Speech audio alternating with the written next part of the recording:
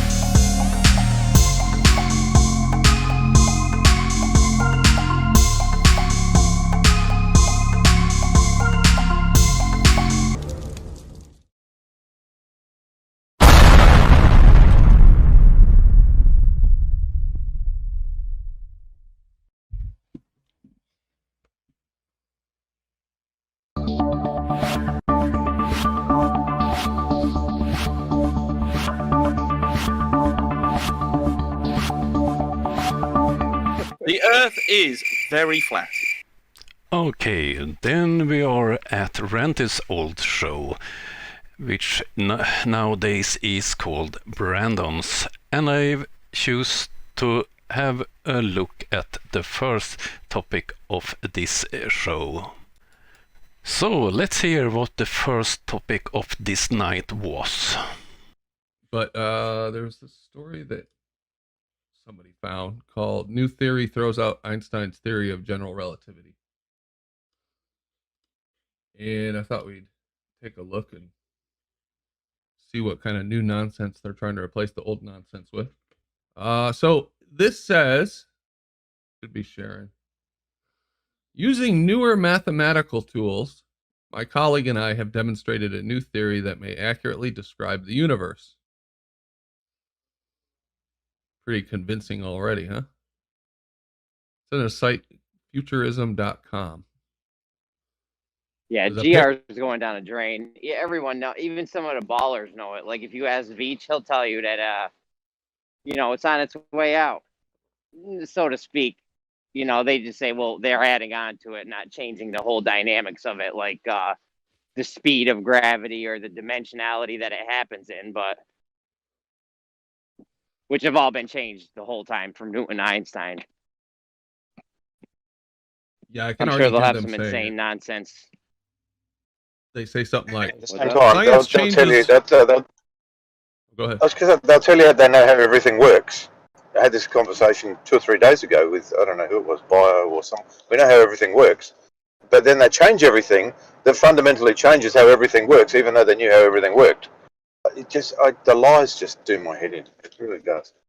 Well, I'll tell you what's doing them in is these UFOs now. If they have stuff, I don't know about you guys, but I've been told multiple times that things can't move in the atmosphere like the ISS does. It's defying physics. And now we have these UFOs in the atmosphere that are moving like that, defying physics. So they got a lot of problems coming up. Yeah, was that you that was making that point yesterday? That they're always, saying that we know the rules of physics, we know how things work. And then they're on TV admitting that indeed there's some things that they don't know how they work and they're defying physics. I linked to the article they refer to in the description. It's interesting how they don't understand how science works. Science never says, this is the final answer, we know it all. It's a constant development. When we know more, the theories changes. That's not lying. Yeah, not only that, the government's been lying to you for the past 50 years about the existence of these physics-defying things. So, I mean, it's like a double whammy for them. Oh, but they're telling the truth now. I mean, as long as they tell the truth eventually, it's okay. But then wait for the overarching comment at the end. But why would they lie? But why would they lie about it? Right. Yeah. Why would they lie? Why would they lie? It's a great question. It's a key to all this flat earth nonsense. It's a question that the flat earth community can't agree upon. Religious fools like Nathan Thompson thinks it's a way of hiding God and hiding the true history of the world, that God created all. So we need space to prove that God is not important, and so on. But the other ones that don't believe in God, what do you have for answer on this one?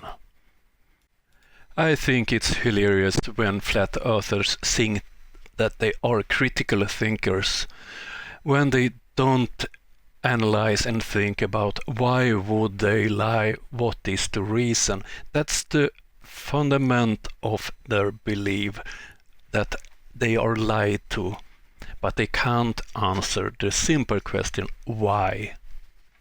Using newer mathematical tools. What the hell is a newer mathematical tool?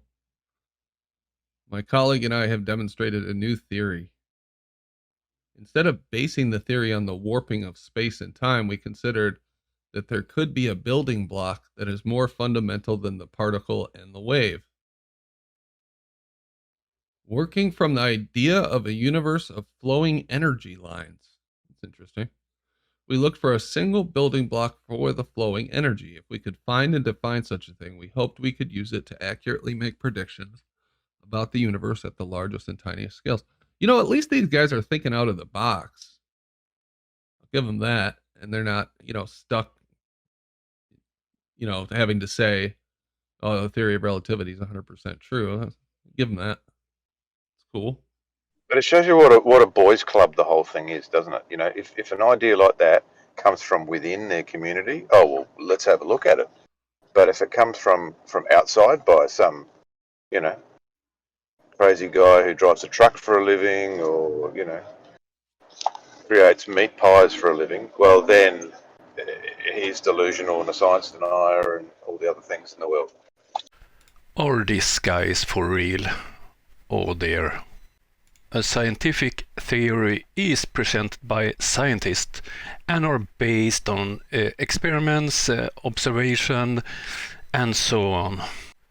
It's not made by random tower crane drivers that thinks things are fake, space is fake, and so on. The fact that scientists don't listen to tower crane operators drivel or debate fools like Eric Dubay, that's no proof of a boys' club. Hey, yeah, I was thinking too. I mean, it's like that idea of gatekeeping. It's interesting to think about. Like, on one level, there might be like let's say, actual gatekeeper, someone who's doing it consciously. But I also see it happening, even in people that might not even be conscious of it. Like even like the ridicule and a lot of that suppression. Just that whole energy is, in a sense, is gatekeeping, like on a different level. It's almost like unconscious gatekeeping. I don't think it's unconscious, but I get what you're saying.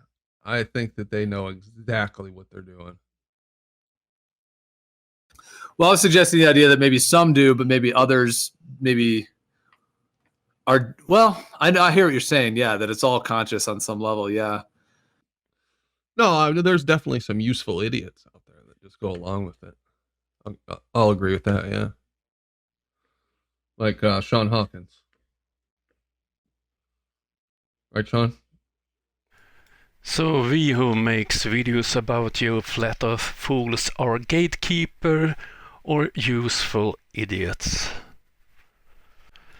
And there we're back to your big problem, gatekeeping of what, for who, and why.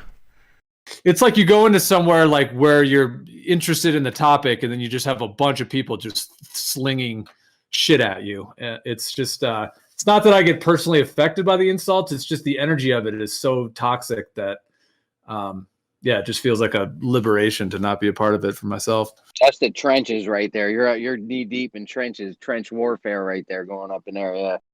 Yeah, but is it really like the trenches in a good way? You know what I mean? Like, because those guys, they have an agenda. Overall, I'm not saying. I mean, there's different guys in there, but it's like they're not trying to further the conversation or pool ideas together. I mean, they have an agenda, which is to beat flat Earth out of you. Basically, is their agenda. So it's like, I just don't really feel like it's going up against authentic people that are actually interested in the topic. Like, they're not going to change their mind. They're actually there just to beat you down. So I don't really see. There's like a three phase plan that they have. Number one, they'll try, if you come in new, they'll try and reason with you and argue the points of the gravity and the refraction and all the typical nonsense.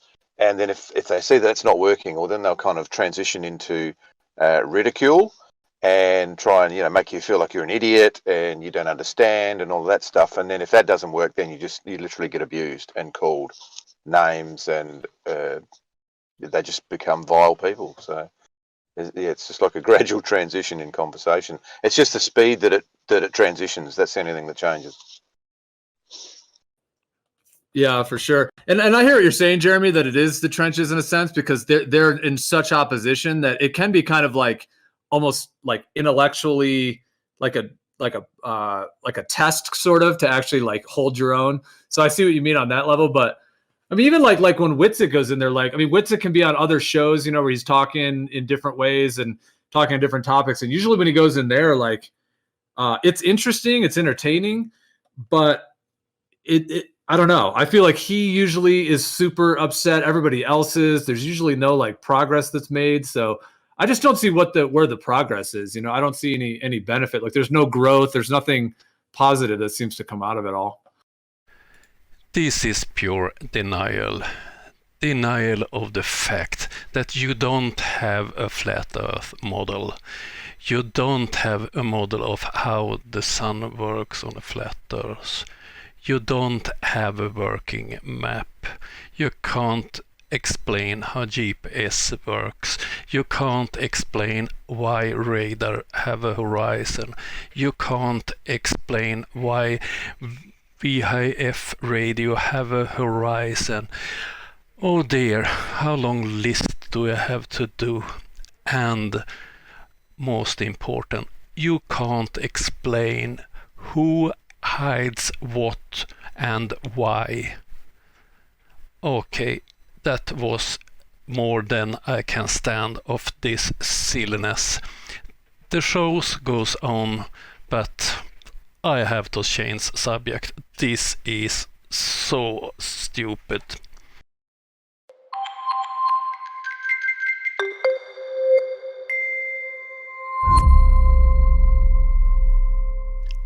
And now a short clip where David Weiss tries to explain how the flat Earth looks like. Oh dear. So what is the flat Earth if it's not a pancake floating in space? So the best way I describe it is, it's like a lake, a big puddle. So what is a lake or a pond? A lake is a collection of water in the low spot in the land, and the edge of the lake is where the land is higher than the water, right? Oh, okay. You've been on a lake. Yes. So the land is just higher than the water. So this is the world pond. It's a world lake. It's a giant lake. And the land that surrounds us is known as Antarctica. Okay. Okay. Antarctica is the highest land on Earth.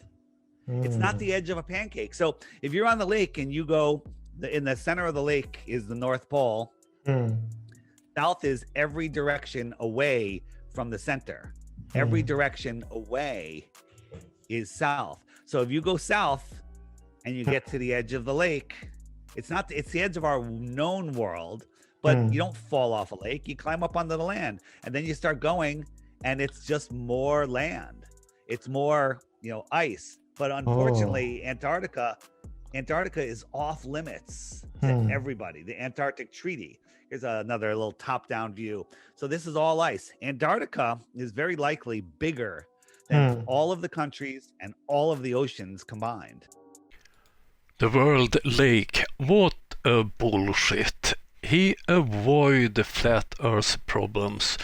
with trying to fool people that the Antarctica is gigantic. It's bigger than all continents on the Earth together. What's on the other side of Antarctica? You haven't explained your model at all. You are avoiding all your problems with your silly theories. Oh dear. Okay, let's move on.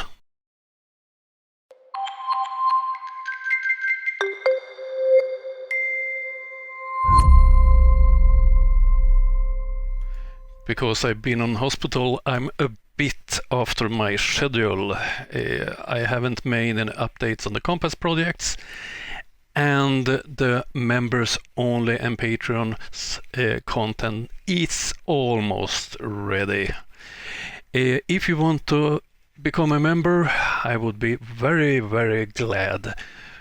But if you're not, subscribe to the channel, it also helps.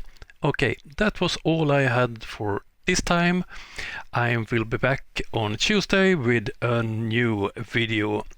Have a nice weekend all. See you.